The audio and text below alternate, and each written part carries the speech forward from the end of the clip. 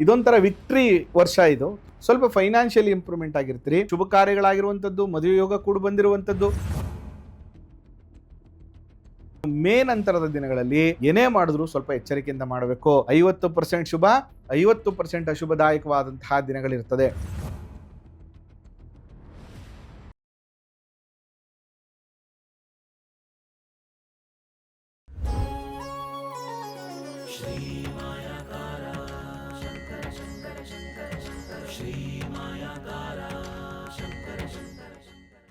ವೃಷಭ ರಾಶಿಯವರಿಗೆ ಈ ವರ್ಷ ಯುಗಾದಿ ಫಲ ಹೇಗಿದೆ? ವೃಷಭ ರಾಶಿಯವರಿಗೆ ವರ್ಷ ಅಂದರೆ ಇದೊಂಥರ ವಿಕ್ಟ್ರಿ ವರ್ಷ ಇದು. ತುಂಬ ಅನುಕೂಲಗಳನ್ನು ಪಡೆದಿರ್ತೀರಿ. ಸ್ವಲ್ಪ ಫೈನಾನ್ಷಿಯಲಿ ಇಂಪ್ರೂವ್ಮೆಂಟ್ ಆಗಿರ್ತೀರಿ. ಧನಕನಕಾದಿಗಳು ಬಂದಿರುತ್ತೆ. ಸ್ವಲ್ಪ ಅನುಕೂಲಗಳನ್ನು ನೀವು ಅನುಭವಿಸಿರ್ತೀರಿ. ಯಾಕಂದರೆ 2ನೇ ಮನೆ ಗುರು ಶುಭ ಕಾರ್ಯಗಳಾಗಿರುವಂಥದ್ದು, ಮದುವೆ ಯೋಗ ಕೂಡ ಬಂದಿರುವಂಥದ್ದು. ಅಪ್ ಟು ಮೇ ಜೂನ್ ಅಂದರೆ ಜೂನ್ 1ನೇ ತಾರೀಕುವರೆಗೂ ಕೂಡ ಭಾಳ ಅದ್ಭುತವಾದಂಥದ್ದಿದೆ. ನೀವು ಏನೇ ಸ್ಟಾರ್ಟಪ್ ಮಾಡಬೇಕು, ಹೊಸ ಬಿಸ್ನೆಸ್ ಮಾಡಬೇಕು, ವ್ಯವಹಾರ ಮಾಡಬೇಕು, ಸ್ಥಳ ಬದಲಾವಣೆ ಮಾಡಬೇಕು, ಕೆಲಸ ಬದಲಾವಣೆ ಮಾಡಬೇಕು, ಮನೆ ಕಟ್ಟಲಿಕ್ಕೆ ಪ್ರಾರಂಭ ಮಾಡಬೇಕು, ಯಾವುದೋ ಒಂದು ವಾಹನವನ್ನು ತಗೋಬೇಕು ಅಂದರೆ ಖಂಡಿತವಾಗಿಯೂ ಪ್ರಯತ್ನ ಮಾಡಿ. ಅದು ಅನುಕೂಲ ಆಗ. ಯಾಕಂದರೆ ನಿಮಗೆ ದಶಮಾಧಿಪತಿಯಾದಂಥ ಶನಿ 11ನೇ ಮನೆಯಲ್ಲಿ ಭಾಳ ಬಲಿಷ್ಠವಾಗಿ ಕೂತಿರುವಂಥದ್ದು. ಜೊತೆಗೆ ಲಾಭಾಧಿಪತಿ ಧನಸ್ಥಾನದಲ್ಲಿ ಕೂತ್ಕೊಂಡಿದ್ದಾನೆ. ಕೈ ಹಾಕಿದ್ರೆ ಅನುಕೂಲಗಳು ಖಂಡಿತವಾಗಿಯೂ ಇರ್ತದೆ. ನೋಡ್ರಿ, ಒಂದು ಕುಟುಂಬ, ಒಂದು ಫ್ಯಾಮಿಲಿ, ಒಂದು ಕೆಲಸ ಅಂತ ಬಂದಾಗ ಒಂದಷ್ಟು ಸಣ್ಣ ಪುಟ್ಟ ಕಿರಿಕಿರಿ ಡಿಸ್ಟರ್ಬೆನ್ಸ್ ಇದ್ದೇ ಇರುತ್ತೆ. ಆದರೆ 100% ನಿಮಗೆ ವ್ಯಾವಹಾರಿಕವಾದಂಥ ಲಾಭ ಆಗಿರುತ್ತೆ.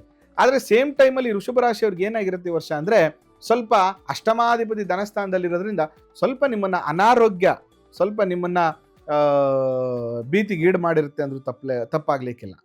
ಆದರೆ ಇದೇ ಮೇ ನಂತರ ಜೂನಿಂದ ಏನಾಗ್ಬಿಡ್ತಾನೆ, ಗುರು 3ನೇ ಮನೆಗೆ ಹೋಗ್ಬಿಡ್ತಾರೆ. ಈ 3ನೇ ಮನೆಯಲ್ಲಿ ಸಂಚಾರ ಮಾಡುವಾಗ ಪ್ರಾಬ್ಲಮ್ ಏನಾಗುತ್ತೆ, 3ನೇ ಮನೆಗೆ ಹೋದ ತಕ್ಷಣ ಗುರುಬಲ ಹೋಗ್ಬಿಡುತ್ತೆ.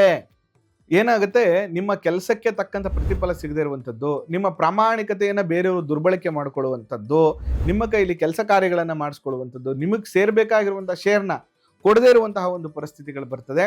ಅದರಿಂದ ನೀವು ಮೇ ನಂತರದ ದಿನಗಳಲ್ಲಿ ಏನೇ ಮಾಡಿದ್ರೂ ಸ್ವಲ್ಪ ಎಚ್ಚರಿಕೆಯಿಂದ ಮಾಡಬೇಕು. 50% ಶುಭ, 50% ಅಶುಭದಾಯಕವಾದಂತಹ ದಿನಗಳಿರ್ತದೆ. ಅದರಲ್ಲೂ ಕೂಡ ಈ ಆ್ಯಕ್ಟಿಂಗಲ್ಲಿರುವಂಥವ್ರು, ನಿರೂಪಣೆ ಮಾಡುವಂಥದ್ದು, ಸಿನಿಮಾದಲ್ಲಿರುವಂಥವ್ರು, ಸಿಂಗರ್ ಆಗಿರುವಂಥವ್ರು, ಈ ರೀತಿಯಾಗಿ ಸೀರೆ ವ್ಯಾಪಾರ ಮಾಡುವಂಥವ್ರು, ಆರ್ಟಿಸ್ಟ್ಗಳು, ಇವರೆಲ್ಲರೂ ಏನಾರು ವೃಷಭ ರಾಶಿಯಲ್ಲಿ ಹುಟ್ಟಿದ್ರೆ ಬಿಫೋರ್ ಮೇ ಭಾಳ ಅದ್ಭುತವಾದಂತಹ ದಿನಗಳು ನಿಮಗಿದೆ. ಬಿಫೋರ್ ಮೇ ಏನು ಬೇಕಾದರೂ ಮಾಡಿ. ಆಫ್ಟರ್ ಮೇ ಸ್ವಲ್ಪ ನಿಮ್ಮ ಸ್ಪೀಡ್ ಬ್ರೇಕರ್ನ ಯೂಸ್ ಮಾಡಬೇಕಾಗ್ತದೆ. ಯಾಕಂದರೆ ನೀವು ಈ ಟೈಮ್ ಚೆನ್ನಾಗಿದೆ ಅಂತ 100-110 ಹೋಗ್ತಾ ಇದ್ದೀರಾ ಸ್ಪೀಡಲ್ಲಿ, ಗುಡ್, ಏನು ತೊಂದರೆ ಇಲ್ಲ, ಸ್ವಲ್ಪ ಎಚ್ಚರಿಕೆಯಿಂದ ಹೋಗಿ. ಆದರೆ ಆಫ್ಟರ್ ಮೇ ಆದ ತಕ್ಷಣ ನೀವೇನು ಮಾಡಬೇಕು, ಒಂದು 60, 70, 80 ಕಿಲೋಮೀಟರ್ ಸ್ಪೀಡಿಗೆ ಬರಬೇಕಾಗ್ತದೆ. ಯಾಕಂದರೆ ಗುರು 3ನೇ ಮನೆಗೆ ಹೋಗೋದ್ರಿಂದ ಒಂದಷ್ಟು ಅಡಚಣೆಗಳು, ಒಂದಷ್ಟು ಸಮಸ್ಯೆಗಳನ್ನು ಎದುರಿಸುವಂಥ ಸಾಧ್ಯತೆಗಳು ಕೂಡ ಈ ವೃಷಭ ರಾಶಿಯವರಿಗೆ ಇರ್ತದೆ. ಅದರಿಂದ ಇಲ್ಲಿ ದಶಮಾಧಿಪತಿಯಾದ ಶನಿ ಉದ್ಯೋಗ ವ್ಯವಹಾರದ ಲಾಭಗಳನ್ನು ಕೊಟ್ಟರೆ, ಲಾಭಾಧಿಪತಿಯಾದ ಗುರು 2ನೇ ಮನೆಯಲ್ಲಿ ಕೂತಿರೋದ್ರಿಂದ ನೀವು ಮಾಡುವಂಥ ಕೆಲಸದಲ್ಲಿ ಧನಲಾಭವನ್ನು, ಕೌಟುಂಬಿಕ ಸುಖವನ್ನು ಕೊಡ್ತಾನೆ.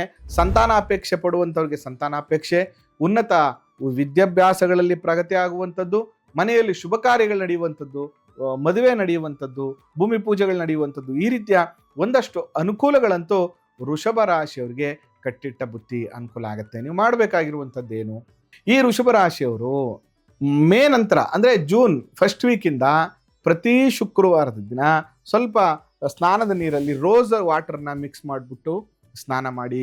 ಜೊತೆಗೆ ಈ ವರ್ಷ ಎಲ್ಲರನ್ನ ಪ್ರೀತಿಸುವಂಥದ್ದನ್ನು ಕಲೀರಿ.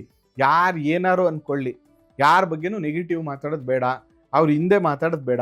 ಎಲ್ಲರಿಗೂ ಪ್ರೀತಿಯನ್ನು ಹಂಚುವಂಥ ಕೆಲಸವನ್ನು ಮಾಡ್ತಾ ಬಂದರೆ ಈ ವರ್ಷ ನಿಮ್ಮದು ತುಂಬ ಚೆನ್ನಾಗಿರುತ್ತೆ. ಜೊತೆಗೆ ಪ್ರತಿ ಶುಕ್ರವಾರದ ದಿನ ಸಾಯಂಕಾಲ 6 ಗಂಟೆಗೆ ಮಹಾಲಕ್ಷ್ಮಿಯ ದೇವಸ್ಥಾನಕ್ಕೆ ಹೋಗಿ ಜೇನುತುಪ್ಪವನ್ನು ಅರ್ಪಣೆ ಮಾಡಿ, ಜೇನುತುಪ್ಪವನ್ನು ಅರ್ಪಣೆ ಮಾಡಿಬಿಟ್ಟು ಬನ್ನಿ. ಎಲ್ಲ ರೀತಿಯ ಅನುಕೂಲಗಳು ಕೂಡ ನಿಮಗೆ ಆಗ್ತದೆ.